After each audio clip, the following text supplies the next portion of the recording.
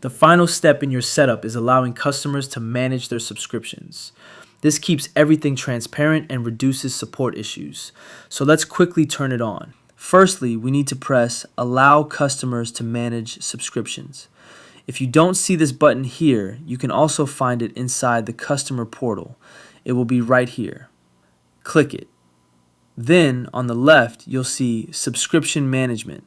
Press the plus icon and add the page to Accounts. Next, you'll see an Add to Menu button. Before that, you need to save your changes. Click Save. After saving, the Customer Account menu options will appear. The Subscription Management menu item will be created automatically. Press Save again. The menu is now updated, so we can close it. Now refresh the page for the Subscription Management tab to appear. Everything is set up. Now you should see that all 3 steps are completed. If Enable Customer Management is still showing as gray, just mark it as done manually. Once that's updated, we can close this window. This is what your customers will see. To reproduce it yourself, you'll need to create a test order through your store. As you can see, they can manage their subscription here.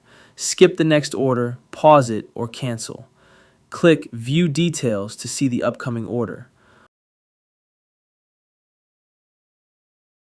Also, after a customer subscribes to a product, they'll automatically receive transactional emails. Things like subscription created, paused, canceled, and upcoming order reminders.